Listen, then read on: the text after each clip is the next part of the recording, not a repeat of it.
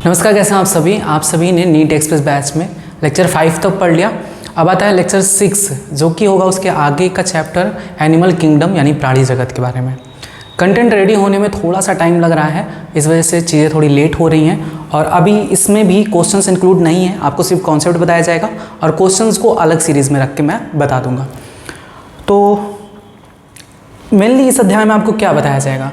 इस अध्याय में आपको प्राणी जगत के बारे में बताया जाएगा कि कितने प्राणी जगत के कितने संघ हैं, उनके क्या क्या लक्षण हैं, जहाँ से क्वेश्चंस पूछे जाते हैं। तो सबसे पहला क्वेश्चन तो यही आता है कि किस आधार पर हम पृथ्वी पर पाए जाने वाले सभी प्राणियों यानी जानवरों को, एनिमल्स को हम किस आधार पर अलग अलग वर्गों में रखते हैं। वो आधार क्या होता है? जैसे पौधों को अलग अलग रखने के लिए उनके हमने क्या पढ़ा, एक कोशिकीय हैं या बहुकोशिकीय हैं, पत्ती है, तना है, जड़ है या नहीं है, तो और उसमें बीज बन रहा है नहीं बन रहा है, पुष्प बन रहा है नहीं बन रहा है, तो ये सभी उसके आधार थे वर्गीकरण का। वैसे ही हम जंतुओं को आखिर किस आधार पर हम अलग अलग वर्गों में रखेंगे, तो उस आधार को पहले समझिए कि क्या आधार माने गए हैं, क्या बेसिस माना गया है प्राणियों को अलग अलग वर्गों में वर्गीकृत करने के लिए। जैसे सबसे पहले हम प्राणियों की संरचना और उसके आकार की बात करते हैं। अब प्राणियों में भी बहुत से ऐसे होते हैं जिनका पूरा शरीर कोशिकाओं से ही मिलकर बना होता है, जैसे स्पंज।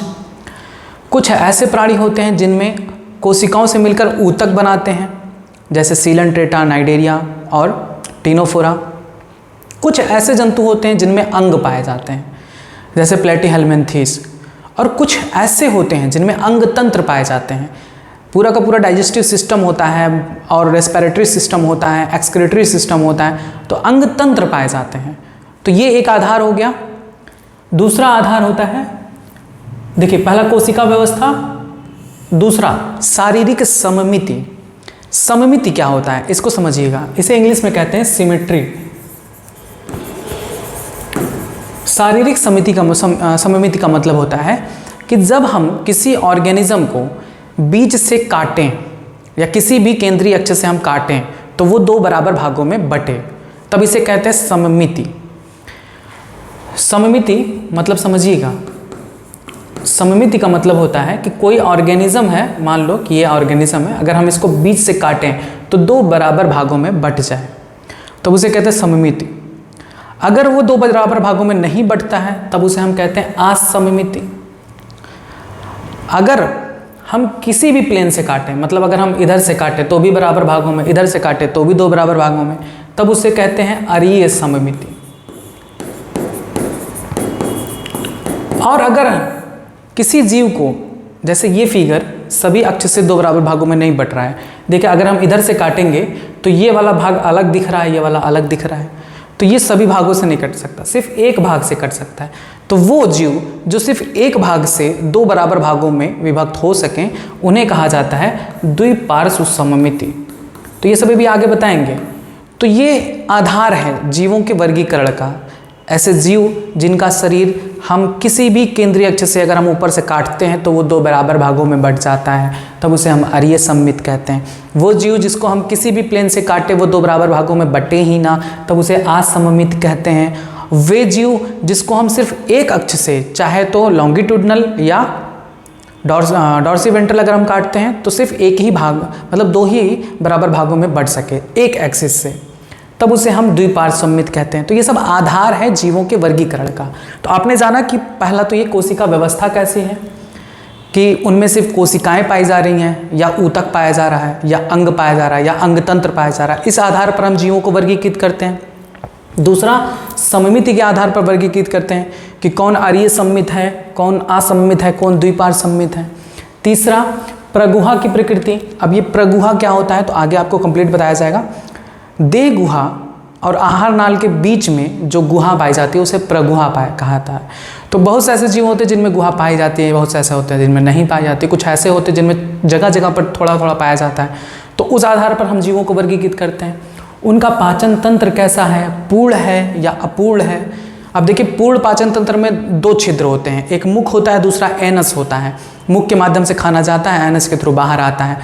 और अपूर्ण जो पाचन तंत्र होता है उसमें सिर्फ एक ही मुख होता है, एक ही द्वार होता है, उसी से खाना जाता भी है और उत्सर्जी पदार्थ बाहर भी आता है। तो पाचन तंत्र भी दो प्रकार का होता है, उस आधार पर भी हम जीवों को वर्गीकृत करते हैं कि किस में पूर्ण पाचन पाया जा रहा है, किस में अपूर्ण पाया जा रहा है।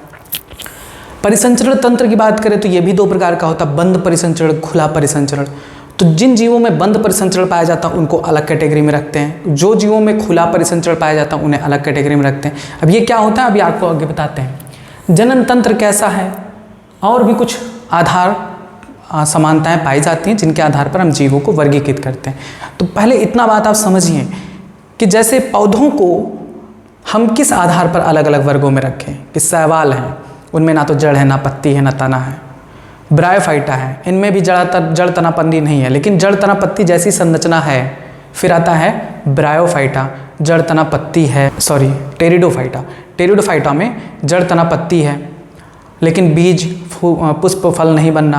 फिर आता है जिम्नोस्पर्म, जड़ तना पत्ती भी है, पुष्प नहीं बनना, बीज बन रहा है। लेकिन आवृत बीजी को देखें तो उसमें सब है, जड़ तना पत्ती संवहन ऊतक पुष्प फल बीज सब बन रहा है। तो इन आधारों पर इन पौधों को वर्गीकृत किया गया। तो वैसे ही जंतुओं को किस किस आधार पर वर्गीकृत किया, पहले ये आप एकदम रट लीजिए। कोशिका व्यवस्था, कि वो जीव कोशिकीय हैं या उनमें ऊतक पाया जा रहा है, या उनमें अंग पाया जा रहा है, या उनमें अंग तंत्र पाया जा रहा है। दूसरा सममिति, कौन से वे जीव हैं जिनको दो बराबर भागों में किसी भी दिशा से काट दो तो वो दो बराबर भागों में विभक्त हो जाएं, तो उन्हें हम अरीय सममित कहेंगे। वे जीव जिनको सिर्फ एक एक्सिस से काटने पर दो बराबर भागों में बांटा जाए, जैसे हम लोग, अगर हम लोगों को बीच से काट दोगे तो दो बराबर भागों में बटेंगे, लेकिन अगर इधर से काटोगे तो बराबर भाग में कहाँ बटेंगे, हाथ ऊपर हो जाएगा, पैर नीचे हो जाएगा, तो दो बराबर भागों में नहीं बटा ना। तो हम लोग द्विपार्श्व सममित होते हैं, यानी सिर्फ हम एक एक्सिस से कटेंगे तो दो बराबर भागों में बढ़ जाएंगे, मतलब काटना मत। और दूसरा पाचन तंत्र, कि वो अपूर्ण है या पूर्ण है, परिसंचरण तंत्र खुला है या बंद है, इन सब का आधार मानकर हम जीवों को अलग अलग वर्गों में वर्गीकृत करते हैं। लेवल्स ऑफ ऑर्गेनाइजेशन, संगठन के स्तर। यद्यपि प्राणी जगत के सभी सदस्य बहुकोशिक हैं, देखिए कोई भी ऐसा प्राणी नहीं है, कोई भी ऐसा जंतु नहीं है जो एक कोशिकी हो, सभी बहुकोशिक हैं, लेकिन सभी एक ही प्रकार की कोशिका के संगठन को प्रदर्शित नहीं करते हैं। ध्यान से समझिएगा, यानी जीव तो बहुकोशिक हैं, जितने भी जंतु हैं और जहाँ एनिमल्स हैं वो सब बहुकोशिक हैं, लेकिन कुछ ऐसे होते हैं जिनमें सिर्फ कोशिकाओं का समूह पाया जाता है। जैसे स्पंजों में कोशिकीय स्तर का संगठन, इनमें ना तो ऊतक होगा, ना अंग होगा, ना अंग तंत्र होगा, सिर्फ क्या होगा, कोशिका के समूह से मिलकर बने होते हैं, बहुत सारी कोशिकाओं से मिलकर बने होते हैं। तो कोशिकीय संगठन का स्तर कहलाता है। तो किस में होता है, स्पंज में। स्पंज किस में आते हैं, पोरीफेरा में, है ना। अभी सब कुछ बताएंगे, पहले थोड़ा थोड़ा समझ लीजिए। कोशिकीय स्तर का संगठन किस में होता है, स्पंज में। इसमें कोशिका बिखरे हुए समूह में होती है। याद रखेंगे, स्पंज में ऊतक नहीं पाया जाता, अंग नहीं पाया जाता, अंग तंत्र नहीं पाया जाता, क्या पाया जाता है, कोशिकाओं का समूह पाया जाता है। अर्थात वे कोशिका स्तर का संगठन प्रदर्शित करते हैं। कोशिकाओं के बीच श्रम का कुछ विभाजन होता है, यानी कौन सी कोशिका को क्या कार्य करना है ये थोड़ा सा विभाजन होता है। उसके बाद ऊतक स्तर का संगठन, थोड़ा इनसे एडवांस हुए, स्पंज से थोड़ा सा एडवांस हुए, यानी कोशिका समूह बनाकर ऊतक बना रही है, यानी अलग अलग ऊतक भी पाए जा रहे हैं। तो ऊतक का पाया जाना किसकी विशेषता है, सीलेंट्रेटा, नाइडेरिया और टिनोफोरा का है। इनमें कोशिकाओं की व्यवस्था अधिक होती है, उसमें कोशिकाएं अपना कार्य संगठित होकर ऊतक के रूप में करती हैं, इसलिए इसे ऊतक स्तर का संगठन कहा जाता है। अभी सिर्फ समझना है, मैं याद करा दूंगा, पूरी गारंटी, आपके जुबान पे रटेगा सारी चीज़ें, ये सब आपको एकदम इजी वे में आप याद होगा। बस सिर्फ अभी समझिए कि मैं जो बोलना चाहता हूँ कि ये ऊतक स्तर का संगठन क्या होता है, कोशिका स्तर का संगठन क्या होता है, ये अंग स्तर का अंग तंत्र का संगठन का स्तर क्या होता है। पहले ये बात समझिए। आपने समझा कि कोशिकीय स्तर संगठन क्या होता है, जिसमें सिर्फ कोशिकाएं काम करती हैं, ऊतक नहीं होता, अंग नहीं होता, अंग तंत्र नहीं होता। जैसे हम लोगों में लीवर है ना, ब्रेन है ना, आंखें हैं ना, वैसे उन सब में नहीं होता। किसमें, स्पंज में। ऊतक स्तर का संगठन पाया जाता है सीलेंट्रेटा और टिनोफोरा में। सीलेंट्रेटा को ही नाइडेरिया कहते हैं, अभी सब याद करा देंगे। तो ऊतक संगठन पाया जाता है। इनमें भी अंग नहीं पाया जाता, लीवर वगैरह नहीं पाया जाता, पेट वेट नहीं पाया जाता, ब्रेन वगैरह नहीं पाया जाता, इनमें सिर्फ ऊतक संगठन पाया जाता है। दूसरा आता है अंग स्तर का संगठन, यानी इनसे एडवांस ये हुए हैं कि अब ऊतक मिलकर अंग बना रही हैं। ठीक है, अंग का मतलब कोई एक ऐसा ऑर्गन जिसमें एक स्पेसिफाइड वर्क होता है, विशिष्ट कार्य के लिए वो जाना जाता है। जैसे हम लोग का ब्रेन है तो वो किस लिए जाना जाता है, वे पूरे बॉडी को कंट्रोल करते हैं, कंट्रोल सेंटर कहलाते हैं। हमारा स्टमक है तो वो किस लिए काम आता है, भोजन को डाइजेस्ट करने के लिए, इकट्ठा करने के लिए। लीवर है तो लीवर किस काम आता है, अब देखिए लीवर एक ऑर्गन है, एक अंग है, स्टमक एक अंग है, फेफड़ा एक अंग है, आँख एक अंग है। तो अंग का स्तर का जो पाया जाता है वो पाया जाता है प्लेटीहेल्मिन्थेस में, जिसमें सिर्फ अंग पाए जाते हैं, अंग तंत्र नहीं पाया जाता। ध्यान से समझिएगा ये अंग और अंग तंत्र में अंतर क्या होता है। देखिए हम लोगों में अंग क्या है, मुख एक अंग है, नीचे गया पेट में गया स्टमक में, स्टमक एक अंग है, फिर गया छोटी आंत में, छोटी आंत एक अंग है, बड़ी आंत एक अंग है। लेकिन ये सभी अंग मिलकर एक ही कार्य करते हैं, तब इसे कहते हैं अंग तंत्र। अंग तंत्र यानी मुख, फेरिंग्स, स्टमक, इंटेस्टाइन, ये सब मिलकर एक ही कार्य करते हैं, पाचन का कार्य करते हैं, डाइजेशन का कार्य, इसके अलावा कोई काम नहीं करते हैं। ठीक है, मुंह से हम सांस नहीं ले रहे हैं, हम नाक से सांस लेते हैं, मुंह से हम सिर्फ खाना खाते हैं, खाने को पचाते हैं और फिर उत्सर्जी पदार्थ को बाहर निकालते हैं। तो इसमें जो जो अंग मिल के काम करते हैं, अब एक अंग नहीं है ना, मुख एक अंग है, उसके बाद फेरिंग्स है, उसके बाद स्टमक है, तो कई सारे अंग मिलकर जब कार्य करते हैं तब इस प्रकार के तंत्र को अंग तंत्र कहते हैं। तो अंग तंत्र स्तर कहाँ पाया जाता है, एनेलिडा से एस्केलेमेंथिस से लेकर पूरा कॉर्डेटा तक।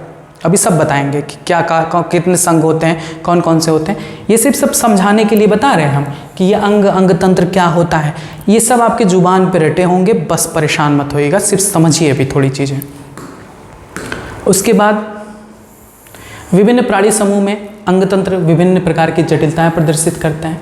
जैसे पाचन तंत्र, पाचन तंत्र भी दो प्रकार का होता है, एक होता है अपूर्ण और एक होता है पूर्ण। अब इस आधार पर भी जीवों को वर्गीकृत किया गया है। यह अपूर्ण पाचन तंत्र क्या होता है, वह पाचन तंत्र जिसमें सिर्फ एक ही वाह्य द्वार हो, उसी द्वार से भोजन भी आ रहा है, उसी द्वार से उत्सर्जी पदार्थ भी निकल रहा है, एक ही वाह्य द्वार होता है, उसी से खाना भी खाते हैं, उसी से पोटी भी करते हैं। सीधे साफ बात समझो, मल त्याग भी उसी द्वारा करते हैं। कौन करते हैं, प्लेटीहेल्मिन्थेस। पूर्ण पाचन तंत्र का मतलब क्या होता है, ऐसा पाचन तंत्र जिसमें दो छिद्र हों, एक से खाना खाए और दूसरे से बाहर निकाले, पोटी करें। तो दो होते हैं, मुख और गुदा, माउथ एंड एनस। तो इसे हम पूर्ण पाचन तंत्र कहते हैं। कहाँ पाया जाता है, एस्केलेमेंथिस से लेकर कॉर्डेटा तक। अभी ये सब बताएंगे कि एस्केलेमेंथिस से कॉर्डेटा में कौन कौन आते हैं, परेशान मत होइए, बस अभी जो मैंने बोला जो ये टर्म्स है ना, इस टर्म्स को पहले समझिए। अब परिसंचरण तंत्र क्या होता है, तो आपको पता है कि हमारे शरीर में परिसंचरण तंत्र कार्य करती है। जो ब्लड है उसको पंप करने का काम हार्ट करता है, हार्ट उसे पूरे बॉडी में ब्लड को पंप करता है, पहुंचाता है। ये भी दो प्रकार का होता है, एक होता है खुला और एक होता है बंद। खुले का मतलब क्या है, इसको समझिएगा। अगर हम कह दें कि इस कमरे में एक पाइप के द्वारा पानी बहा दो, पानी से पूरा भर जाएगा कमरा, तो ये कहलाता है खुला परिसंचरण तंत्र। यानी इसमें पानी के बहाव के लिए कोई और पाइप नहीं लगाया गया, एक छिद्र है जहाँ से सारा पानी आ रहा है और कमरे में भर जा रहा है। तो ये खुला परिसंचरण तंत्र है। किस में पाया जाता है, सबसे अच्छा एग्जाम्पल समझने के लिए मच्छर। मच्छर को आप देखो, उसके पिछवाड़े में सारा ब्लड भरा होता है ना, वो खुला परिसंचरण है। यानी उसके अंदर कोई पाइप नहीं है, वाहिकाएं नहीं हैं, ब्लड वेसल्स नहीं हैं, वो सारा का सारा ब्लड एक अपने स्थान में पीछे वाले भाग में इकट्ठा किए रहते हैं, उसी में सारे कोशिका ऊतक डूबे रहते हैं, उनसे वे अपना ऑक्सीजन प्राप्त करते हैं। लेकिन क्या हम लोगों के शरीर में कोई ऐसा ऑर्गन है जहाँ पर ब्लड इकट्ठा है? नहीं, ब्लड हमारे पूरे शरीर में फैला है। किसके माध्यम से? नसों के माध्यम से, पाइप इसे हम कहेंगे, वाहिकाएं कहते हैं, वेसल्स कहते हैं, ब्लड वेसल्स। तो इनके माध्यम से, जब वाहिकाओं के माध्यम से ब्लड पंप होता है शरीर में, तब इसे कहते हैं बंद परिसंचरण तंत्र। यानी किसी स्थान पर ब्लड खुला नहीं है, लेकिन इन लोगों में खुला होता है। किसमें? आर्थ्रोपोडा में, कीट मकोड़ों में। और बंद परिसंचरण तंत्र किस में पाया जाता है? ये आपका एनिलिडा, हेमिकॉर्डेटा, कॉर्डेटा, इन सभी में पाया जाता है। यहाँ पर मैंने जानबूझ के सिर्फ उन्हीं संघ का वर्णन किया है जिनके एनसीईआरटी में मेंशन है बातें। इतनी बातें आप समझ लिए। अगला आता है सममिति के आधार पर जीवों को वर्गीकृत किया गया। अभी मैंने आपको बताया कि सममित क्या होता है, सीधे सीधे जीवों को काटना, ऐसे इस प्रकार से काटो कि दो बराबर भागों में बटे, ये नहीं कि कैसे भी काट दो। जैसे हम बताए ना, हमको अगर बीच से काटोगे तभी हम दो बराबर भागों में बटेंगे, एक आँख इधर, एक आँख इधर, एक हाथ इधर, एक हाथ इधर, ऐसे काटोगे तब। ऐसे काटोगे तो हम नहीं कटेंगे दो बराबर भागों में, क्योंकि आँख वाँख ऊपर चला जाएगा, पैर वैर नीचे हो जाएगा। तो सममिति का मतलब क्या होता है कि एक होता है असममित, एसिमेट्रिकल, यानी वो जीव जिसको किसी भी प्लेन से काटो वो दो बराबर भागों में बटेगा ही नहीं। जैसे ये स्ट्रक्चर हम बना दें, जैसे ये। अब बताओ इसको किस भाग से काटोगे दो बराबर भागों में बटे। अगर हम इधर से काटते हैं तो देखिए इधर की संरचना अलग हो गई, इधर की संरचना अलग हो गई ना।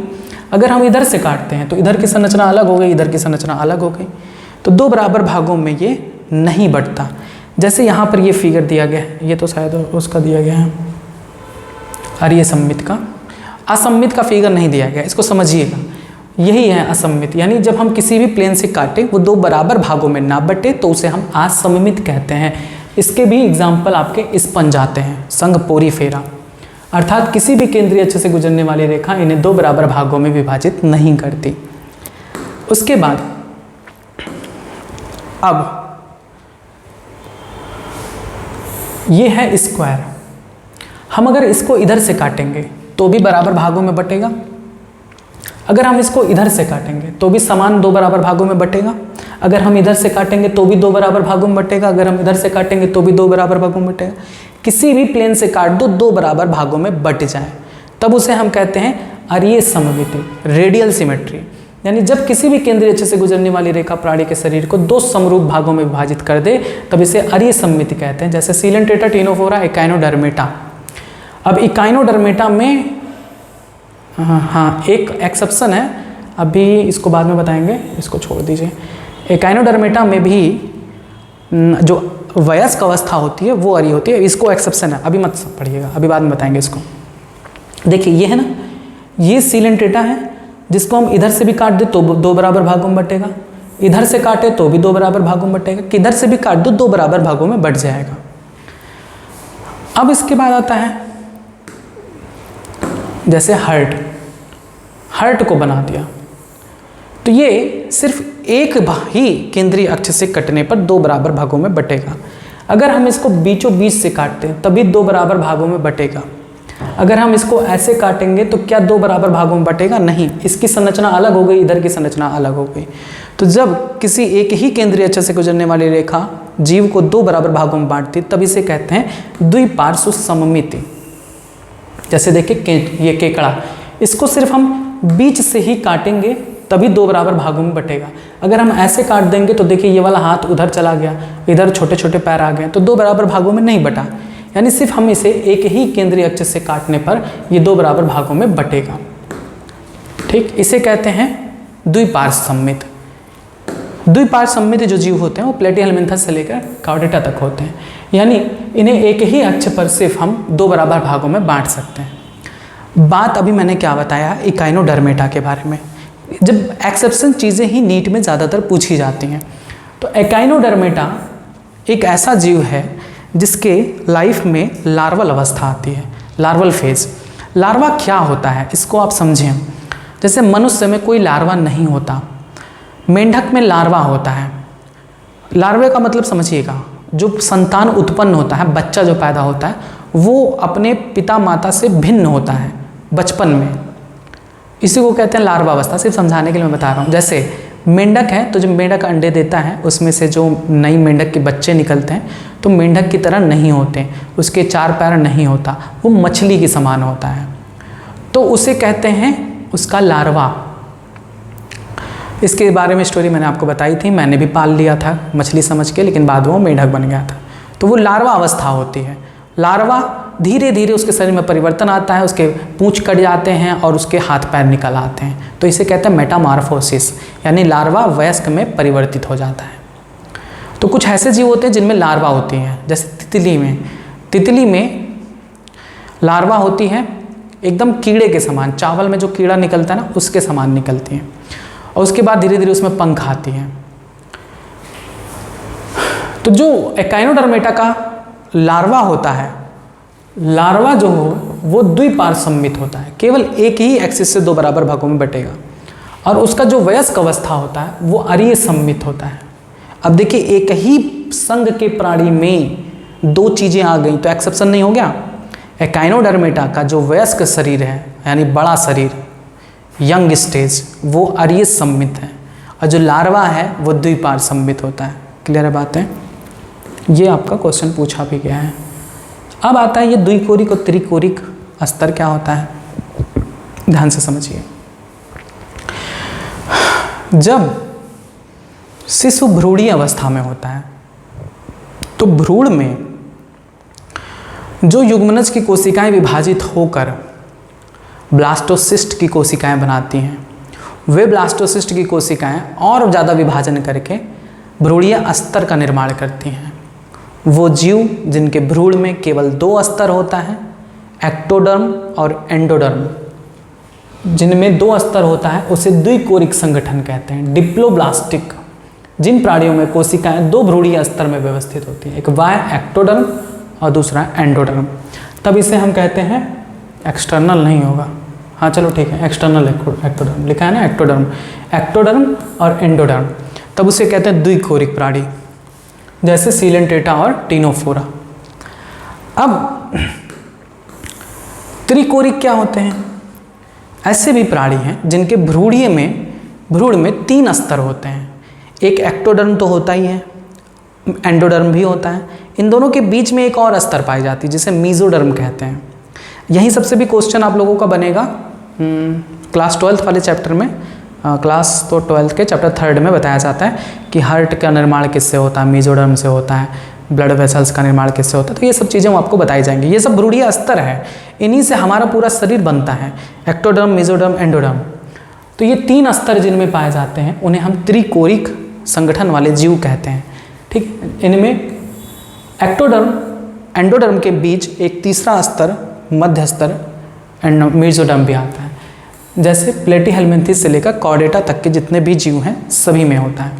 अब देखिए ये है डिप्लोब्लास्टिक यानी द्विकोरिक, जिसमें सिर्फ दो त्वचा है, एक है आपका बाह्य त्वचा और एक है आपका अंतः त्वचा।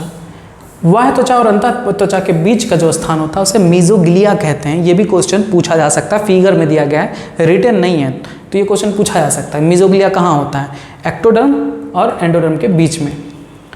अब देखिए त्रिकोरिक जो प्राणी होते हैं ट्रिप्लोब्लास्टिक, उनमें भी भ्रूण में तीन स्तर होते हैं। देखिए एक तो हो गया एक्टोडर्म, दूसरा हो गया एंडोडर्म, इन दोनों के बीच में पाया जाता है मीजोडर्म। क्लियर है बातें?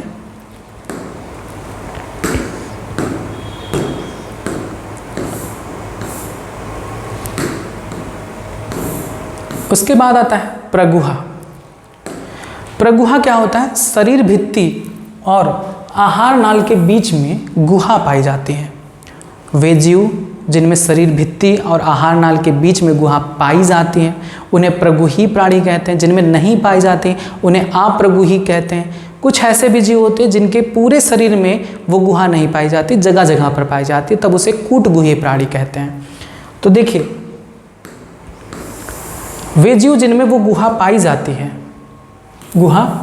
है उसे हम प्रगुही प्राणी सीलोमेट कहते हैं।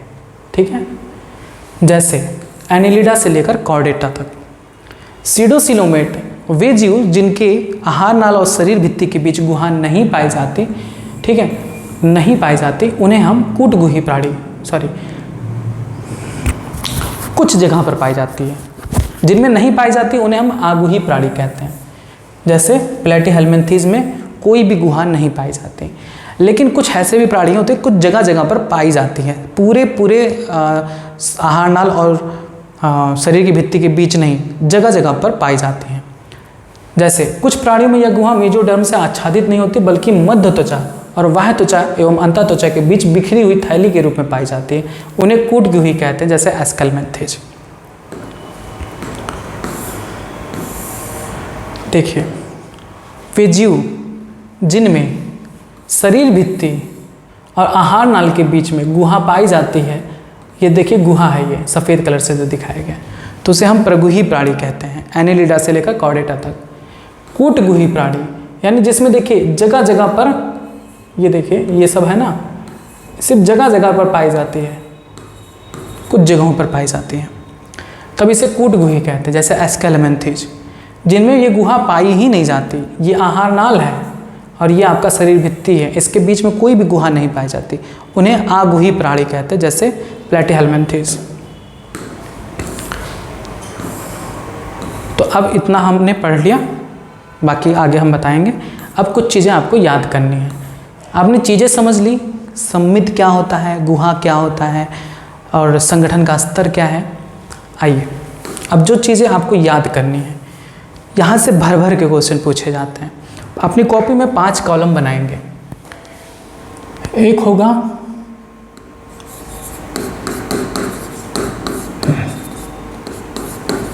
कोशिकीय, या ऐसा लिखेंगे संगठन का स्तर, संगठन का स्तर, लेवल ऑफ ऑर्गेनाइजेशन।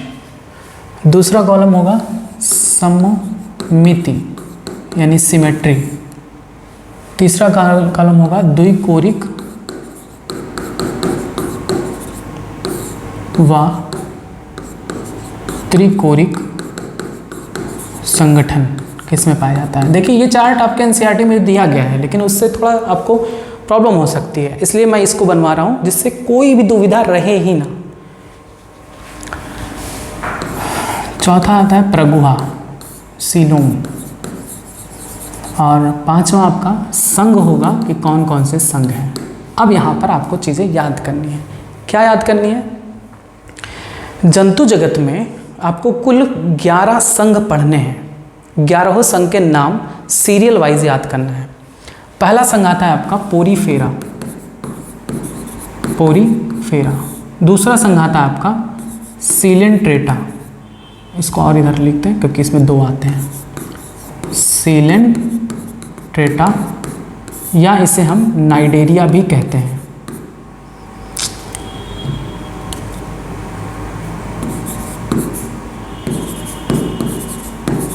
नाइडेरिया।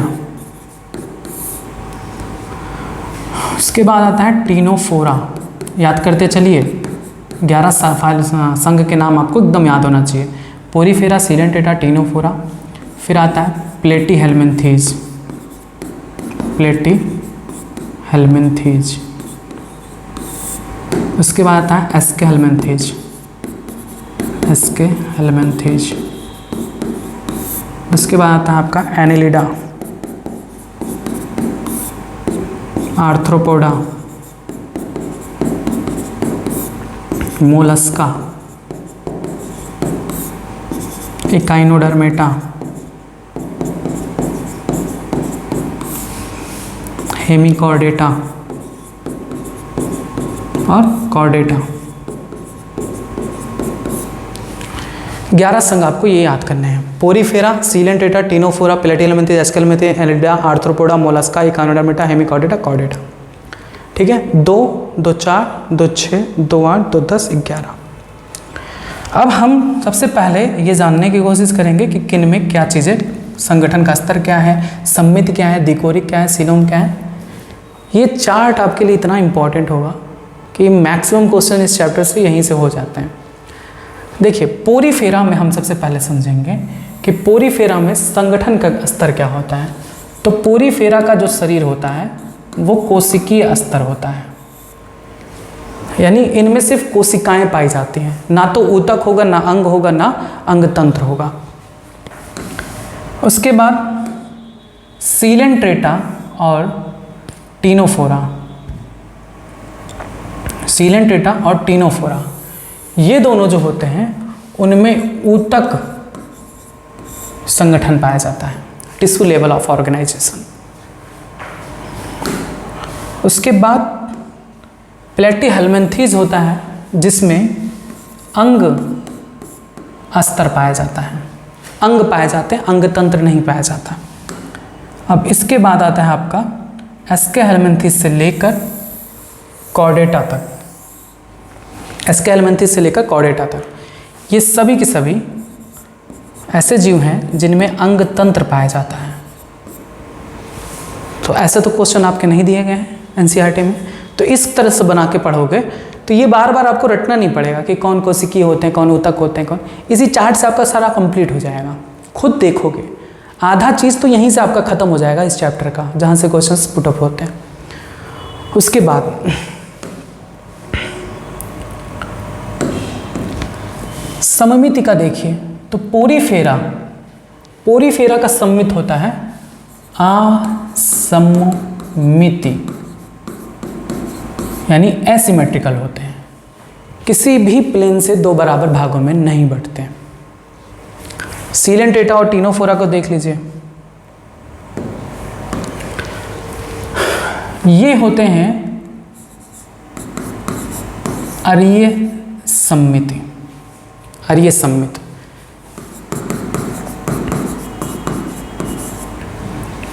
यानी किसी भी अक्ष से आप काटोगे दो बराबर भागों में बंट जाएंगे।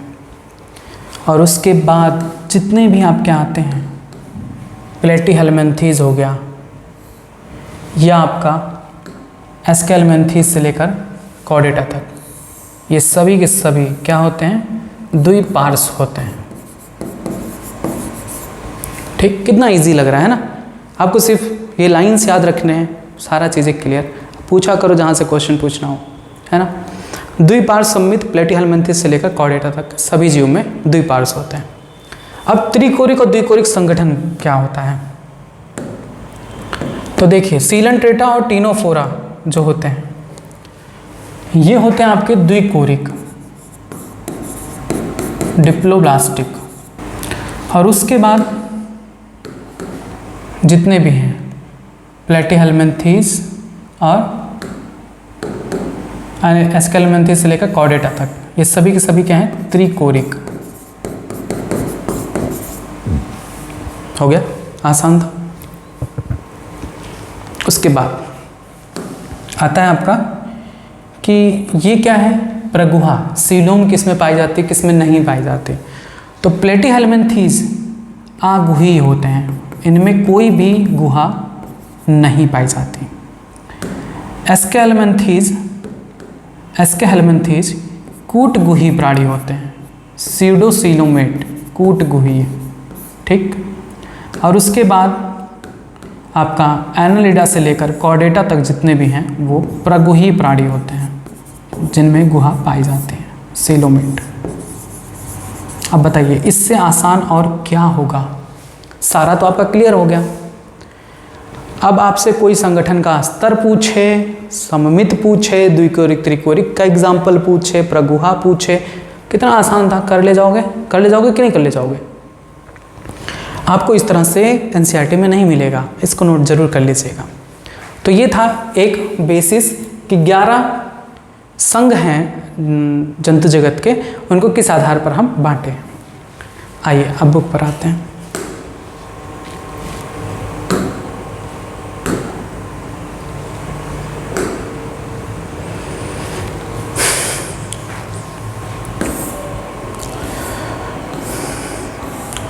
अब आपको यहाँ पर ये थोड़ी सावधानी बरतनी है, कहाँ गया, ये आपको याद करना पड़ेगा यहीं से, इसका भी ज़्यादा कुछ झंझट नहीं है।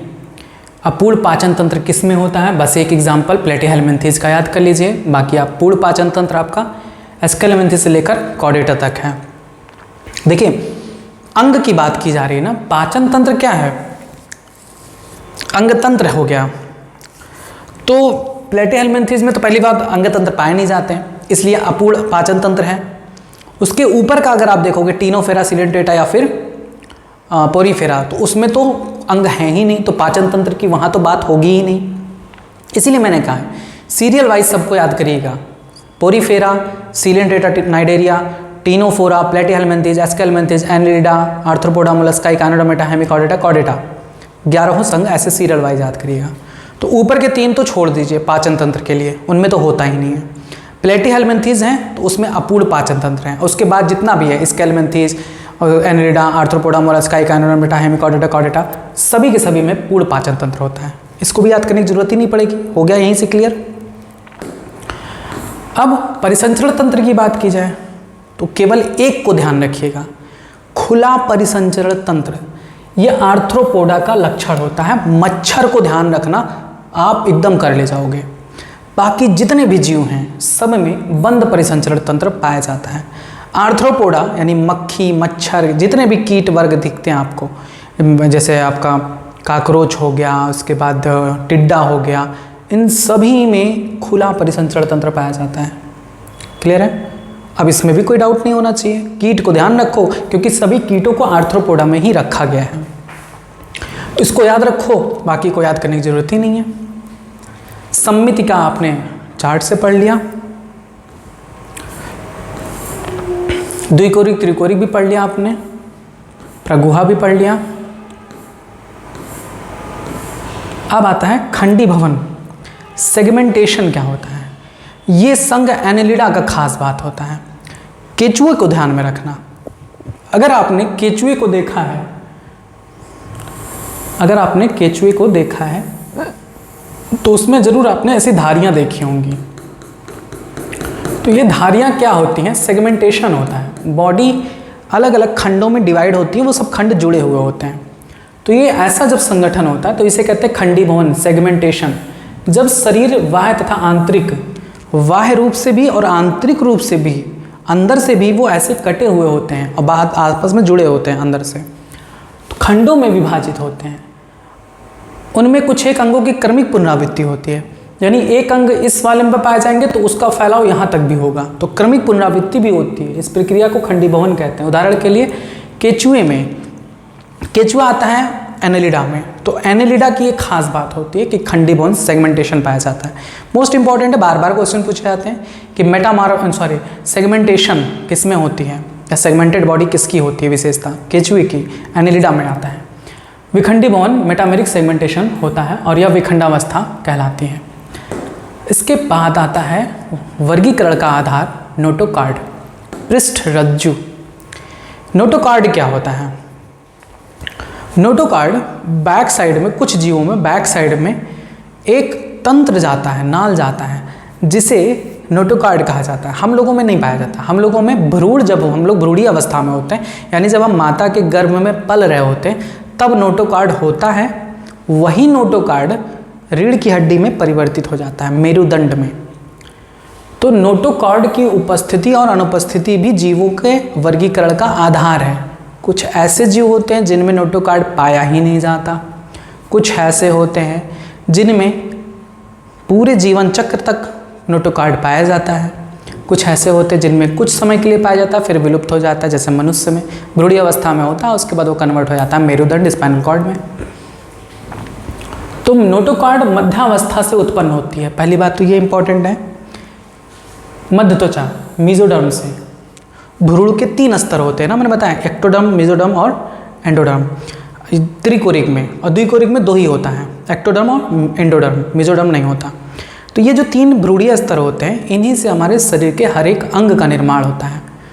तो हमें सब नहीं पढ़ना है कि तीनों से कौन कौन सा अंग बनता है, किडनी किससे बनती, लीवर किससे बनता है, ये नहीं पढ़ना है। उतना ही पढ़ना है जितना नीट में दिया गया है। जैसे यहाँ पर क्या दे दिया कि मीजोडर्म से, भ्रूण के मीजोडर्म से क्या बनता है? नोटोकार्ड बनता है। तो ऐसे क्वेश्चंस पूछे जाते हैं। तो भ्रूणीय परिवर्धन विकास के समय पृष्ठ सतह में बनती है। पृष्ठ रज्जु युक्त प्राणी को कॉर्डेट्स कहते हैं। वे जीव जिनमें नोटोकार्ड यानी पृष्ठ रज्जु पाया जाता है, जीवन की किसी भी अवस्था में पाया जाता है, उन्हें हम कॉर्डेट कहते हैं, रज्जुकी कहते हैं। वे जीव जिनके जीवन में कभी भी पृष्ठ रज्जु पाया ही नहीं जाता, उन्हें हम आरज्जुकी या नॉन कॉर्डेट्स कहते हैं। आया समझ में?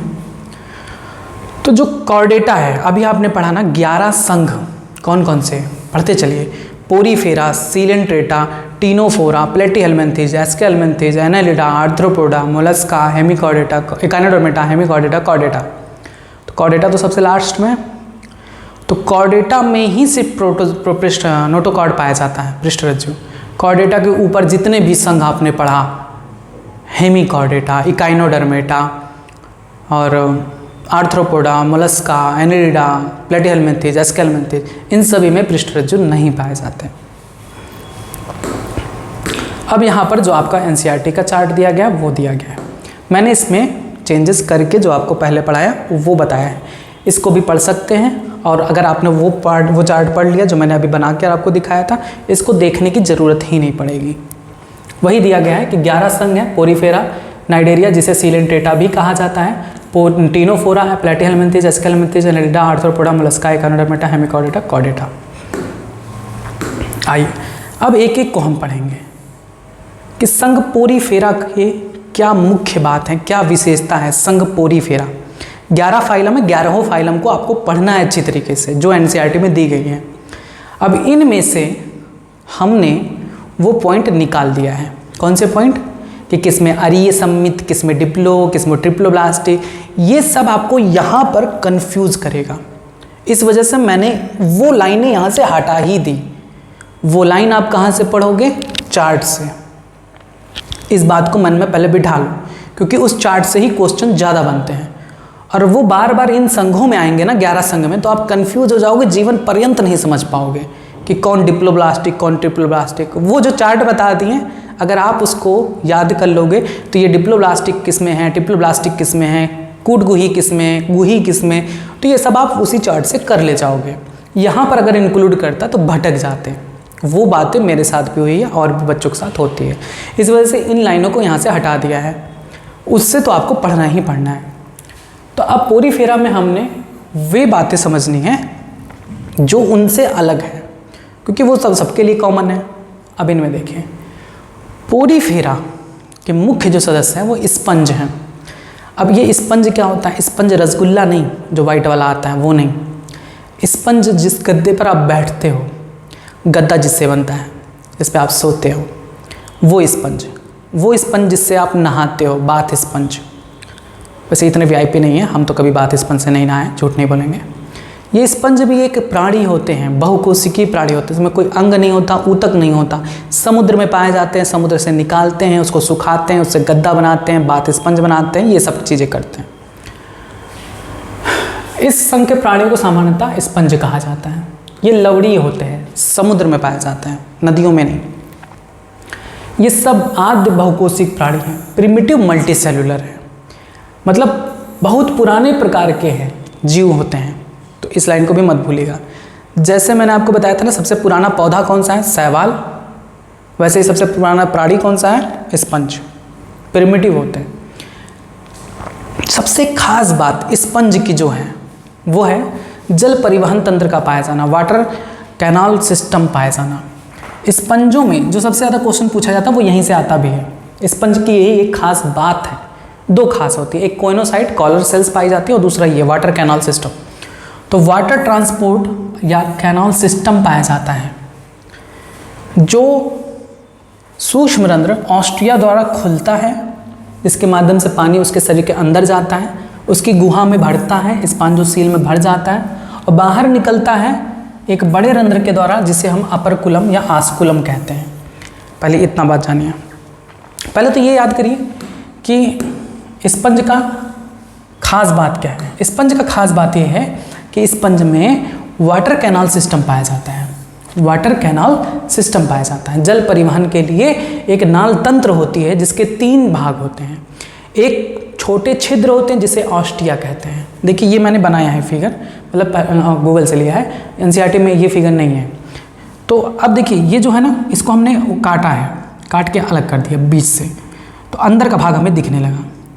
इनमें जगह जगह पे पोर्स होते हैं, छोटे छोटे छिद्र होते हैं। इन छोटे छोटे छिद्रों को कहा जाता है ऑस्टिया, इन्हें कहते हैं ऑस्टिया। इनके माध्यम से जल अंदर प्रवेश करता है, H2O अंदर प्रवेश करता है। तो ये जो प्रवेश करता है जिस जगह पर, ये पूरा भाग क्या कहलाता है? ये पूरा का पूरा भाग कहलाता है स्पॉन्जोसील। स्पॉन्जोसील कहलाता है वो गुहा जिसमें पानी ऑस्टिया के माध्यम से जाती है, उस गुहा में भरती है, इसका पेट है स्पॉन्जोसील।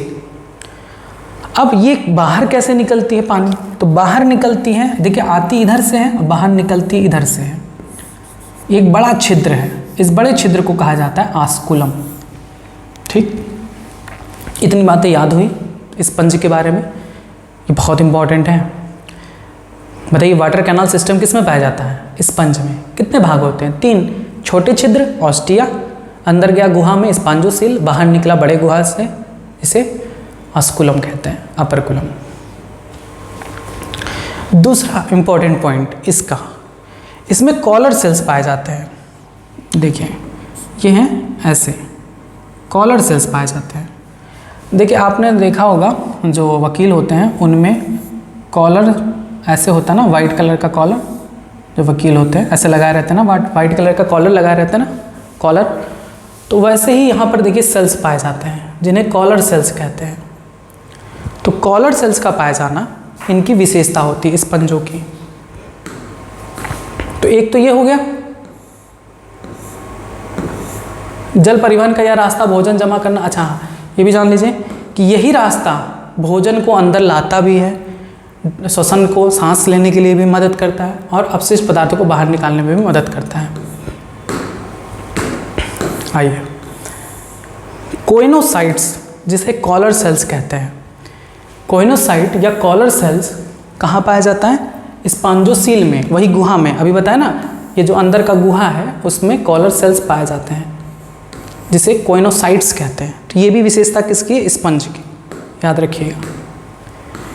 इनकी जो कोशिकाएं हैं उसी के अंदर पाचन होता है। इनमें कोई डाइजेशन नहीं होता, डाइजेस्टिव सिस्टम नहीं होता, कोई पेट वेट नहीं है, कोई लीवर वगैरह नहीं है। इनमें पाचन कोशिका के ही अंदर होता है, इसीलिए कहते हैं कोशिकाओं में पाचन होता है, अतः अंतः कोशिकीय पाचन, इंट्रा सेलुलर डाइजेशन होता है। कंकाल शरीर को आधार प्रदान करता है, आधार देता है। इनका जो कंकाल है वो किसका बना होता है? स्पाइक्यूल्स का बना होता है और स्पॉन्जिन फाइबर्स का बना होता है। ये सब एकदम रट्टा मारना है। स्पॉन्ज का कंकाल किसका बना होता है? स्पाइक्यूल्स का और स्पॉन्जिन फाइबर्स का। जहाँ तक हो सके इंग्लिश याद करना, क्योंकि इंग्लिश भूलता नहीं है। हिंदी थोड़ी भूल जाती है, इंग्लिश नहीं भूलता। और ये सर्वशक्तिमान है मतलब कि यही अगर दिख गए तो आप लगा भी ले जाओगे। ये सब थोड़ा सा भूल जाता है, कंटिका अंटिका। तो स्पॉन्ज का इसीलिए मैंने इंग्लिश में ऐड किया है। पता है कंटेंट बनाने वाला जो मैंने बात शुरू में कहा ना कि कंटेंट बनाने में टाइम लग रहा है, यही चीज़। हिंदी की शुद्ध एनसीईआरटी पूरी शुद्ध हिंदी में है, इंग्लिश की एनसीईआरटी पूरी इंग्लिश में है। और ये जो आप देख रहे हो इसमें हिंदी इंग्लिश दोनों मिक्स है, इंग्लिश में है। ये 2 लैंग्वेज बाइलिंगुअल है ना, क्योंकि जगह जगह पर इंग्लिश भी मैंने ऐड किया है जिससे आपको चीज़ें समझ में आए, याद हो। क्योंकि इस तरह से जब पढ़ोगे ना तो चांसेस बहुत ज़्यादा हो जाते हैं आपको सब चीज़ याद करने के, समझने के। इसी में टाइम लग रहा है, फिगर्स वगैरह ऐड करना, इसको इंग्लिश में कन्वर्ट करना, चीज़ों को, जो चीज़ें महत्वपूर्ण है उसी को रखना, जो फालतू है उसको हटाना, उसके बाद हाईलाइट करना चीज़ों को, इसमें टाइम लगता है। स्पंज प्राणी में नर और मादा पृथक नहीं होते, यानी स्पंज में कोई नर अलग नहीं होता, मादा अलग नहीं होता। एक ही प्राणी में दोनों जननांग पाए जाते हैं। उभय लिंगाश्रयी यानी हर्माफ्रोडाइट होते हैं। हर्माफ्रोडाइट का मतलब होता है कि नर और मादा अंग एक ही जीव में पाए जाए, यानी शुक्राणु और अंडाणु दोनों एक ही द्वारा बनाए जाते हैं। उनमें अलैंगिक जनन विखंडन यानी फ्रेगमेंटेशन के द्वारा होता है, लैंगिक जनन युग्मकों द्वारा होता है। इनमें निषेचन आंतरिक होता है। ये निषेचन आंतरिक और बाह्य का मतलब क्या होता है? जब नर युग्मक और मादा युग्मक आपस में मिलते हैं तो इस प्रक्रिया को निषेचन कहते हैं। जब जीव के शरीर के अंदर मिलते हैं तब इसे कहते हैं आंतरिक निषेचन।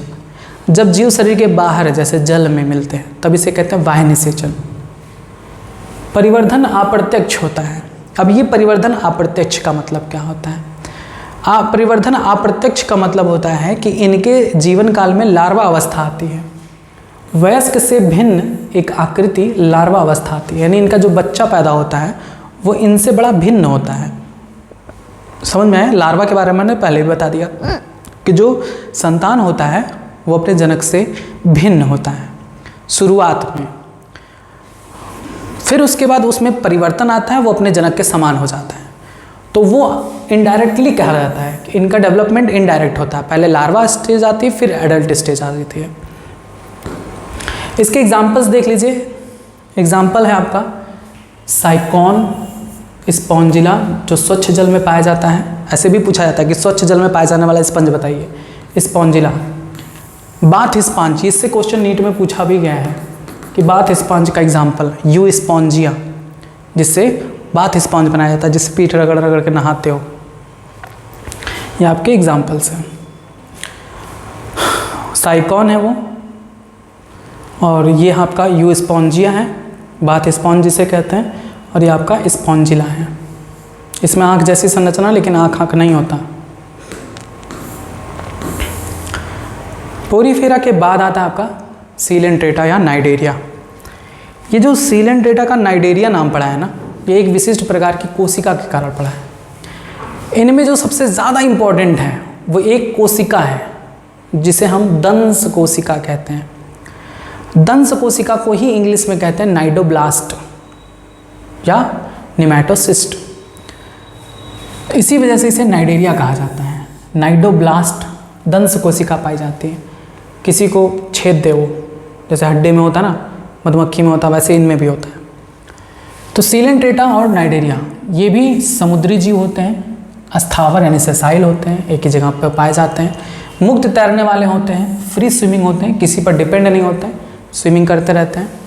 नाइडेरिया नाम क्यों पड़ा है? उनमें पाए जाने वाली विशेष प्रकार की दंश कोशिका जिसे नाइडोसाइट्स कहते हैं या नाइडोब्लास्ट कहते हैं, या इसे निमैटोब्लास्ट भी कहा जाता है। ठीक,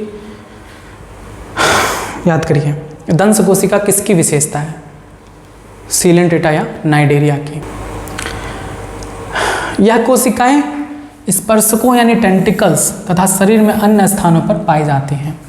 तो ये जो कोशिकाएं होती हैं उन जीवों के टेंटिकल्स पर पाई जाती हैं। तो ये भी क्वेश्चन पूछा जा सकता है कि नाइडेरिया में नाइडोब्लास्ट कहाँ पर पाए जाते हैं? तो उनके टेंटिकल्स पर। ये जो दंश कोरक है, नाइडोब्लास्ट है, वो इनकरेज में यानी उसको स्थिरक करने में, एक जगह पर स्थिर करने में, रक्षा यानी डिफेंस, कोई भी उसे खाने आएगा काट लेगी उसी से, और दूसरा शिकार पकड़ने में, यानी कोई आसपास शिकार है उसको पकड़ के उसी से खींच लेगी। तो इन तीनों चीज़ों में सहायता करती है। ये बहुत इम्पॉर्टेंट है कि सीलेंट्रेटा में नाइडोब्लास्ट का क्या कार्य है? Encourage, defence and capture prey, शिकार का पकड़ने का काम। इन प्राणियों में केंद्रीय जठर संवहनी गुहा यानी गैस्ट्रोवैस्कुलर कैविटी पाई जाती है जो हाइपोस्टोम पर स्थित मुख द्वारा खुलती है। अब इसके फिगर्स नहीं हैं, इनको आपको खुद ही याद करना होगा। कोई भी लाइन आपको छोड़नी नहीं है क्योंकि यही सब लाइन्स पूछी जाती हैं। इनमें अंतःकोशिकी इंट्रासेलुलर और एक्स्ट्रासेलुलर दोनों प्रकार का पाचन पाया जाता है। इनके कुछ सदस्य जैसे परवाल का मतलब समझते हैं, कोरल रीफ, ये आप जो देख रहे हैं ना पत्थर, यही है कोरल। ये जो कोरल बात कह रहे हैं ये बना है कैल्शियम कार्बोनेट का। इनके कुछ सदस्य होते हैं जो आसपास कवच बनाते हैं, यही पत्थर का कवच बनाते हैं। वो किसका बना होता है? कैल्शियम कार्बोनेट का। तो ये बात याद रखिएगा, इनके कुछ सदस्य जैसे कोरल, प्रवाल में कैल्शियम कार्बोनेट से बना कंकाल पाया जाता है। इनका शरीर दो आकार में होता है, एक तो पॉलिप और दूसरा मेडुसा। ये भी क्वेश्चन बहुत इंपॉर्टेंट है। पॉलिप और मेडुसा क्या होता है? देखिए, कुछ ऐसे छाते के समान दिखाई देंगे, ये कहलाता है पॉलिप, और कुछ ऐसे सिलेंडर के समान दिखाई देंगे तो ये कहलाते हैं मेडुसा। तो इनका शरीर दो प्रकार से हो सकता है, एक तो पॉलिप या मेडुसा। पॉलिप जो होता है वो स्थावर यानी सेसाइल एक जगह पर होता है, बेलनाकार, उल्टा बोल दिए हैं, ये पॉलिप होगा, ये मेडुसा होगा। ये पॉलिप है और ये मेडुसा है। तो जो पॉलिप है वो सेसाइल होता है, एक ही जगह पर रुका होता है, सिलेंड्रिकल होता है, जैसे हाइड्रा में और एडाउंसिया में। ऐसे भी क्वेश्चन पूछा जाता है कि दंश कोशिका किस में पाई जाती है? तो हाइड्रा भी लगा सकते हैं आप, हाइडाउंसिया भी लगा सकते हैं आप। जो सबसे ज़्यादा क्वेश्चन पूछा गया वो इसी पर पूछा गया है कि हाइड्रा की खास बात बताइए, दंश कोशिका का पाया जाना। मेडुसा अम्ब्रेला के समान यानी छाते के समान होता है, मेडुसा छाते के समान होता है। छतरी अम्ब्रेला के आकार का तथा मुक्त प्लावी फ्री स्विमिंग होता है, जैसे ऑरेलिया और जेलीफिश में। एक एग्जाम्पल है जिसका है ओबेलिया का। ओबेलिया एक ऐसा नाइडेरिया है जिसके जीवन काल में दोनों अवस्था आती है, पॉलिप भी आता है, मेडूसा भी आता है। अब देखिए हाइड्रा का और एडम्सिया का जो शरीर है वो ऐसा होता है, इनके जीवन काल में कभी भी मेडूसा नहीं आता। मेडूसा ऑरेलिया और जेलीफिश और ऑरेलिया का ये शरीर होता है, इनके जीवन काल में कभी भी ये नहीं आएगा। लेकिन एक ऐसा नाइडेरिया, एक ऐसा जीव जिसके जीवन काल में ये भी और ये भी दोनों फेज आते हैं, उसका एग्जाम्पल है ओबेलिया। यानी ऐसे नाइडेरिया जिनमें दोनों पॉलिप और मेडूसा दोनों रूप में पाए जाते हैं, उनमें पीढ़ी एकांतरण होता है, मेटाजेनेसिस होता है कि कभी पॉलिप कभी मेडूसा, कभी पॉलिप। तो इसे हम कहते हैं पीढ़ी एकांतरण यानी मेटाजेनेसिस। एग्जाम्पल है ओबेलिया। तो ऐसे भी क्वेश्चन पूछा जा सकता है, उस नाइडेरिया का नाम बताइए, उस सीलेंटेटा का नाम बताइए जिसमें पीढ़ी एकांतरण पाया जाता है, ओबेलिया। या उस नाइडेरिया का नाम बताइए जिसमें पॉलिप और मेडूसा दोनों पाया जाता है, ओबेलिया। उस नाइडेरिया का नाम बताइए जिसमें केवल पॉलिप पाया जाता है, क्या बताएंगे? हाइड्रा और एडम्सिया, है ना। उस नाइडेरिया का नाम बताइए जिसमें केवल और केवल मेडूसा पाया जाता है, ऑरेलिया या जेलीफिश। जेलीफिश देखा है कभी? ट्रांसपेरेंट होता है, उसमें दंश कोशिका होती है, काट लेगी। समुद्र में दूर रहना इनसे। अब देखिए ये जो पॉलिप है ये कैसे उत्पन्न होता है और ये मेडूसा कैसे उत्पन्न होता है। तो पॉलिप में जब अलैंगिक जनन होता है, अलैंगिक जनन होता है, पॉलिप में जब अलैंगिक जनन होता है तब मेडूसा उत्पन्न होता है। मेडूसा में जब लैंगिक जनन होता है तब पॉलिप उत्पन्न होता है। यहाँ से भी क्वेश्चन पूछा जाता है कि बताइए पॉलिप कैसे उत्पन्न होता है, तो क्या बताएंगे? पॉलिप जब मेडूसा में लैंगिक जनन होता है तब पॉलिप उत्पन्न होता है। पूछाएगा मेडूसा कब उत्पन्न होता है, तो क्या बताएंगे? पॉलिप में जब अलैंगिक जनन होता है तब मेडूसा उत्पन्न होता है। ठीक, अब उसके बाद नाइडेरिया का आपका एग्जाम्पल पहला फाइसेलिया, जिसे कहा जाता है पुर्तगाली युद्ध मानव, पोर्टुगीज मैन ऑफ वार। ऐसे भी क्वेश्चन पूछा जाता है कि पुर्तगाली युद्ध मानव का नाम बताइए, क्या है? फाइसेलिया। एडोम्सिया, जिसे समुद्री एनीमोन, सी एनीमोन भी कहते हैं, ठीक है, सी एनीमोन भी कहते हैं। पिन्याटुला, जिसे सी पेन कहते हैं। गॉर्गोनिया, जिसे सी फैन कहते हैं। मेंड्रिना, जिसे ब्रेन कोरल कहते हैं। अब यहीं पर ये सब भी एग्जाम्पल बढ़ा लो, हाइड्रा, ठीक है, ऑरेलिया या जेलीफिश और ओबेलिया। क्लियर है बात है? ये सब एग्जाम्पल भी यहाँ पढ़ा लीजिए। तो ये हो गया आपका संघ सीलेंटेटा या नाइडेरिया के बारे में। अब आता है आपका संघ टीनोफोरा, फाइलम टीनोफोरा। टीनोफोरा के बारे में बात करें तो इन्हें समुद्री वॉलनट कहा जाता है, सी वॉलनट्स कहते हैं, या इसे कॉम्ब जेलीज कहते हैं। ये भी आपके समुद्र में ही पाए जाते हैं। अभी तक जितना भी आपने पढ़ा सब समुद्र में आपने पढ़ा। स्पंज भी समुद्र में, नाइडेरिया भी समुद्र में पाए जाते हैं, टीनोफोरा भी समुद्र में पाए जाते हैं। तो जो चार्ट बनवाए हैं ना उसी में लिख सकते हैं कि तीनों भी तक समुद्र में, बाकी प्लेटिहेल्मिंथ या स्केलेमिंथ या स्थल और जल दोनों में पाए जाते हैं।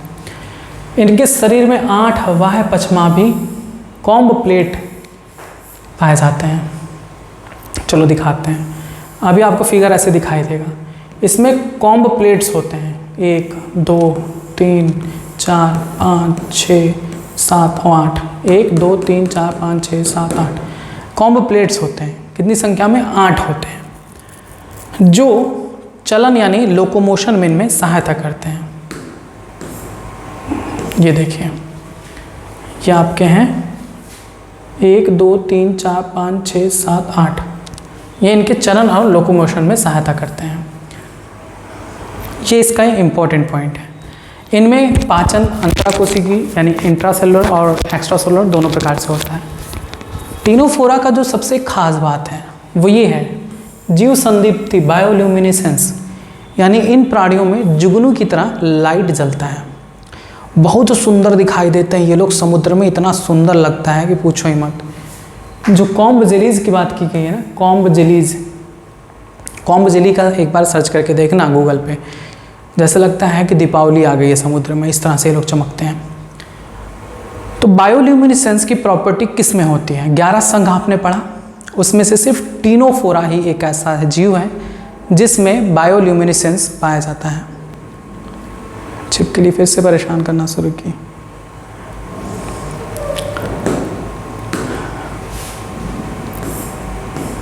तो टीनोफोरा का खास बात क्या है? बायोल्यूमिनेसेंस, जीव संदीप्ति, यानी जीवित जीव हैं जिनसे लाइट उत्पन्न हो रही है। नर और मादा अलग नहीं होते, एक ही में होते हैं। अभी तक जितने भी जीव पढ़ा आपने सभी वही था, सभी हार्मेफ्रोडाइट है। निषेचन बाह्य होता है, अब ये इनमें थोड़ा सा डिफरेंट है कि इनमें निषेचन बाह्य होता है, तथा अप्रत्यक्ष परिवर्धन यानी इनमें भी लार्वा बनती है। इसके एग्जाम्पल है प्लूरोब्रेकिया और टीनोप्लेना। तो प्लूरोब्रेकिया का एग्जाम्पल वहाँ दिया गया है, जिसे हम टीनोप्लेना ही कहते हैं। उसके बाद आता है आपका संघ प्लेटीहेल्मिन्थेज। संघ प्लेटीहेल्मिन्थेज को सामान्य भाषा में इनमें उपस्थित जितने भी जीव हैं सामान्य भाषा में चपटे कृमि कहते हैं, फ्लैट वॉर्म कहते हैं, क्योंकि इनका शरीर चपटा होता है। जैसे फीता होता है ना, फीता नापने वाला फीता, या बेल्ट भी चपटा होता है, तो ये चपटे होते हैं। इनका शरीर पूरे चपटे की तरीके से होता है, गोल नहीं होता। जैसे केंचुआ गोल होता है, एस्कैरिस गोल होता है, टीनिया गोल होता है, लेकिन ये गोल नहीं होते, ये चपटे होते हैं। नहीं तो टीनिया तो आ गया, टीनिया चपटा होता है, एस्कैरिस गोल होता है। इस समूह के अधिकांश प्राणी मनुष्य और अन्य प्राणियों में अंतःपरजीवी यानी इंडोपैरासाइट होते हैं।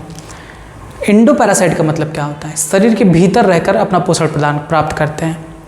तो जो प्लेटीहेल्मिन्थेज का एक एग्जाम्पल टीनिया सोलियम दिख रहा है ना, टीनिया सोलियम, जिसे टेपवर्म फीता कृमि कहते हैं, जो कहते हैं ना पेट में केचुआ पड़ गया है, तो ये भी हो सकते हैं। ये भी आंत में पहुंचकर अपनी संख्या बढ़ाते हैं, वही केचुआ कहलाता है। मतलब केचुआ तो शब्द दूसरा होता है, जो सामान्य भाषा में लोग कहते हैं पेट में केचुआ पड़ गया, वो ये है टीनिया सोलियम। इनका जो शरीर है वो हुक्स और सकर्स इनमें पाए जाते हैं। परजीवी प्राणी में अंकुश तथा चूसक पाए जाते हैं। इनके शरीर में हुक्स पाए जाते हैं जो किसी भी प्राणी के सतह से चिपकने में काम करता है, और सकर्स पाए जाते हैं जिससे वे अपना पोषण प्राप्त करते हैं। कुछ चपटे कर्म से खाद्य पदार्थ को परपूसे से सीधे अपने शरीर की सतह से ही अवशोषित कर लेते हैं। तो ये टीनिया सोलियम कहाँ पाया जाता है? जानबूझ के उस स्थान पर पाया जाता है जहाँ खाना हो। हम लोगों के शरीर में खाना कहाँ डाइजेस्ट होता है? छोटी आंत में। तो ये छोटी आंत में पहुँचते हैं, जब डाइजेस्टिव फूड होता है उसको ये अपने शरीर से ग्रहण कर लेते हैं या सकर्स के माध्यम से खींच लेते हैं।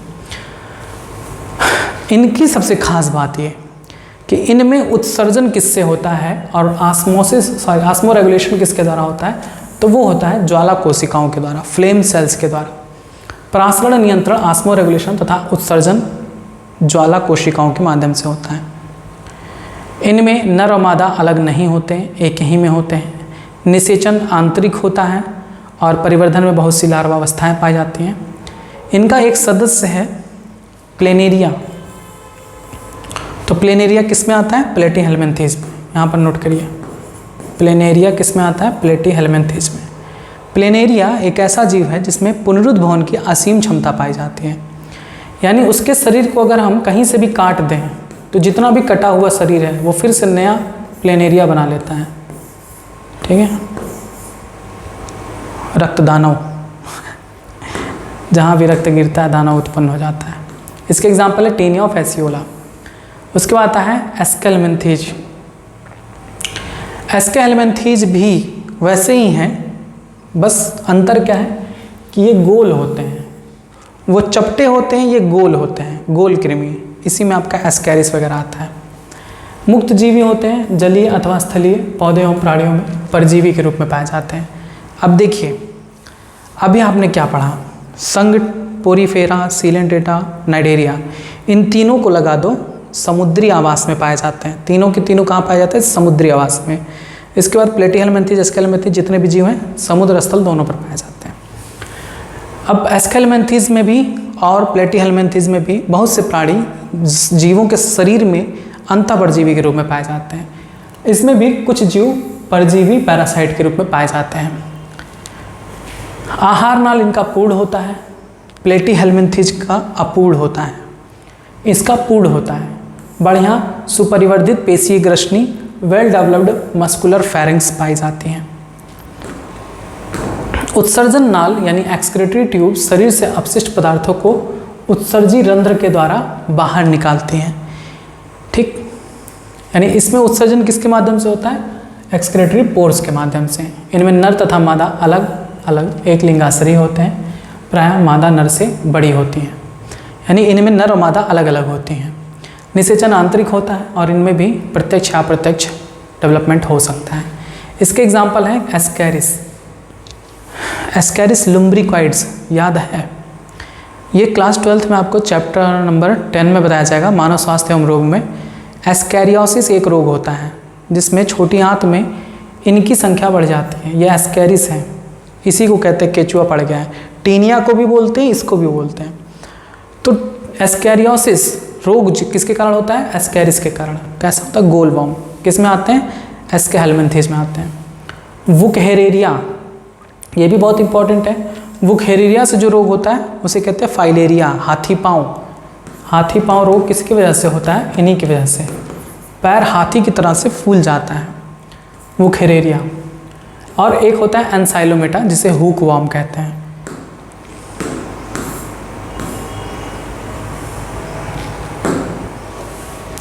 यहाँ पर एग्जाम्पल दिए गए एस्केहेल्मिन्थेस का, यह एस्कैरिस, यह आपका एनेलिडा का एग्जाम्पल है। तो बस आज के लिए बस इतना ही रोक देते हैं क्योंकि वक्त ज़्यादा हो रहा है, टाइम लगभग 10 बज रहा है रात के, तो इतना ज़्यादा रात तक काम करना सही नहीं है। इसके बाद आप लोगों की अपलोडिंग भी लगानी है वीडियो। कल सुबह आप लोगों को, मतलब आज जो आप पढ़ रहे हैं इस समय, ये मिल चुका है। आज ही के दिन मैं कोशिश करूँगा इस चैप्टर को पूरा कंप्लीट करा के इसमें क्वेश्चंस भी इंक्लूड करके आपको सॉल्व करा दूँ, ठीक है। तो संघ एस्केहेल्मिन्थेस तक आप पढ़ चुके हैं। उसके बाद Annelida, Arthropoda, Mollusca, काइनोडर्मेटा, Hemichordata, Chordata next video में आपको बताया जाएगा। तब तक आप जुड़े रहें यूट्यूब चैनल बायोलॉजी हिंदी के साथ। धन्यवाद।